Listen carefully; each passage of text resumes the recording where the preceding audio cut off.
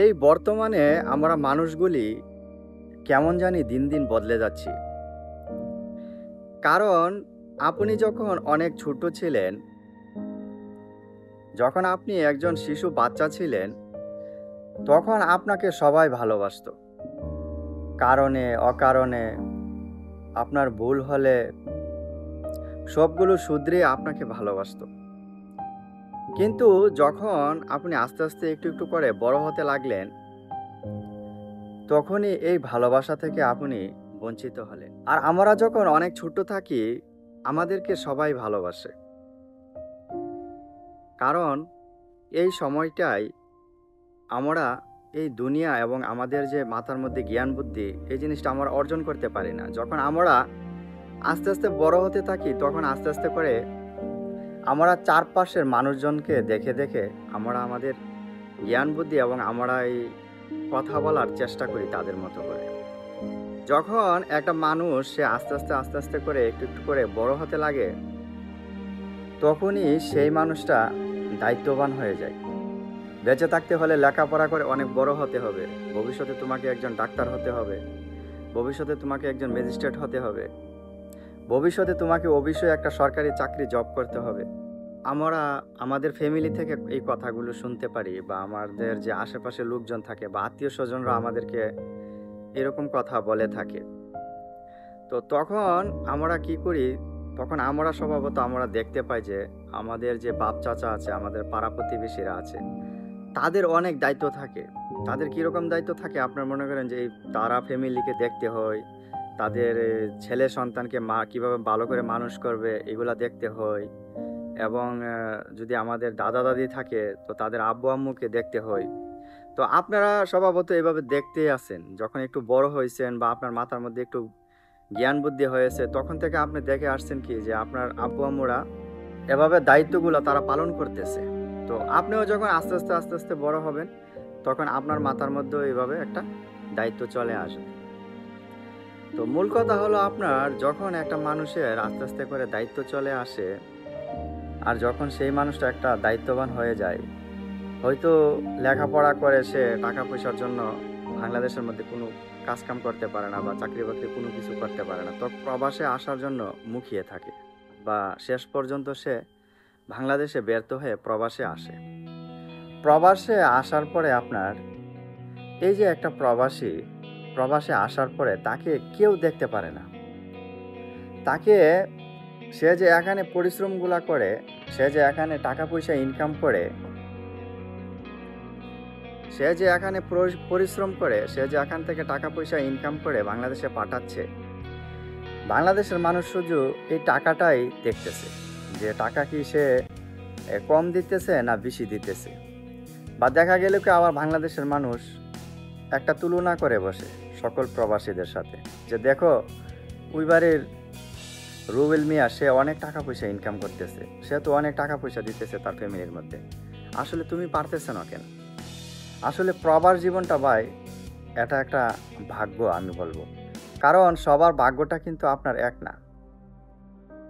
দেখা গেল কি একটা মানুষ সে প্রবাসে আসার পরে অনেক ভালো একটা চাকরি পেয়েছে, তার বেতনাদি ভালো, সে অনেক টাকা বাংলাদেশে পাঠাচ্ছে।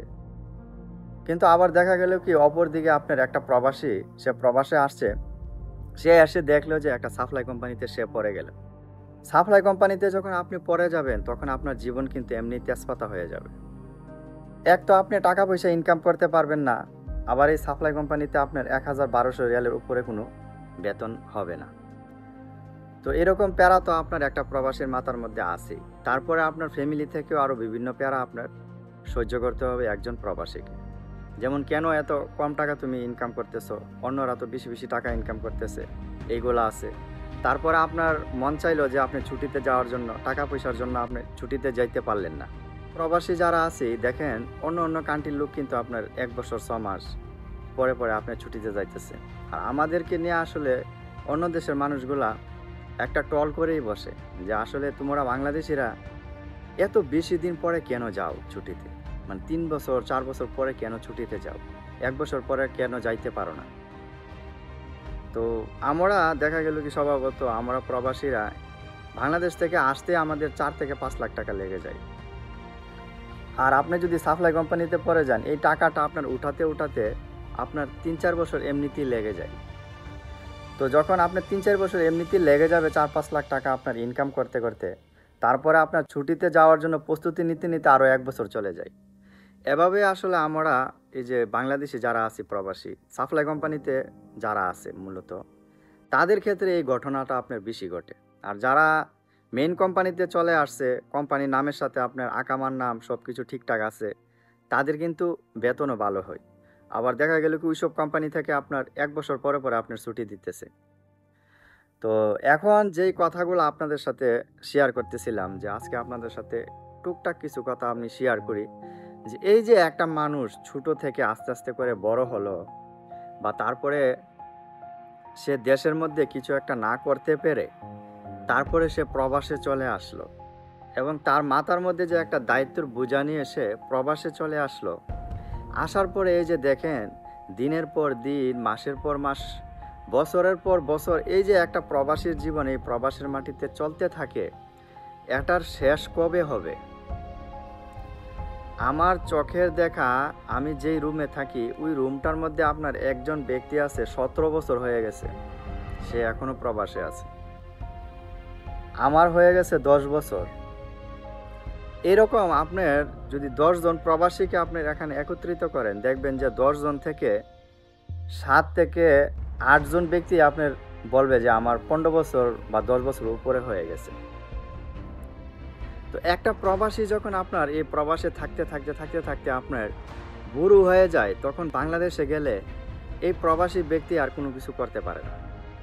সে বাংলাদেশে গিয়ে আর কোনো কাজকাম করতে পারে না, তার শরীরটা অসুস্থ হয়ে যায়। কারণ একটা প্রবাসী যখন এখানে রেগুলার কাজ করতে থাকে প্রবাসের মাটিতে, আর সেই ব্যক্তিটা যখন হঠাৎ করে বাংলাদেশে চলে যায়, তখন কিন্তু সেই ব্যক্তিটা সেই আগের রূপে আর থাকে না।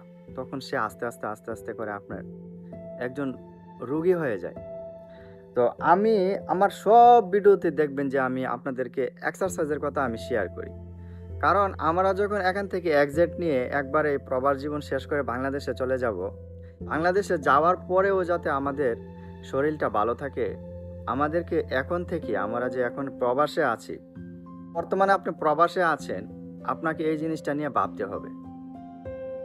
কারণ আপনি যদি এখন এই বর্তমানে এই জিনিসগুলো নিয়ে না ভাবেন, তাহলে আমি ওই যে বললাম না, যে বাংলাদেশে যাওয়ার পরে একটা প্রবাসী যখন এখান থেকে একবারে প্রবাস জীবন শেষ করে চলে যায়, কারণ আমার চোখের দেখায় আমি অনেক অনেক মানুষকে দেখছি আমার আত্মীয় স্বজনের মধ্যে। কারণ তারা যখন অনেক দিন যাবৎ আপনার প্রবাসে থাকে, বা অনেক দিন পর্যন্ত তারা থাকার পরে আপনার তাদের যখন বয়সটা একটু বেশি হয়ে যায়, তখন যখন আপনার বাংলাদেশে যায়, তখন কিন্তু বাংলাদেশে যায় আগের মতন তারা আর কাজকাম করতে পারে না। এই জিনিসটার কারণ হলো একটা, যে আমি মনে করি যে আমাদেরকে এই শরীরটাকে ভালো রাখার জন্য অবশ্যই আমাদের এই দৈনন্দিন রুটিনের সাথে একটা ব্যায়াম অ্যাড করতে হবে। কারণ আপনি যখন ব্যায়ামগুলো অ্যাড করবেন, আর এই ব্যায়ামগুলো আপনি যখন প্রত্যেক দিন করবেন আপনার ডিউটি শেষে, কারণ ডিউটি আর ব্যায়াম এই দুইটা জিনিস কিন্তু আপনার এক না, ব্যায়াম এক জিনিস, ডিউটি এক জিনিস। তো আপনাকে অবশ্যই আধা ঘন্টা টাইম আপনাকে বের করতে হবে, বের করে আপনাকে অবশ্যই এই 30 থেকে 40 মিনিট আপনাকে ডেইলি ব্যায়াম করতে হবে। তো আমি এখন শুরু করেছি, আমি টুকটাক ব্যায়াম করতেছি। তো আপনারা অবশ্যই আশা করব আপনারাও শুরু করবেন।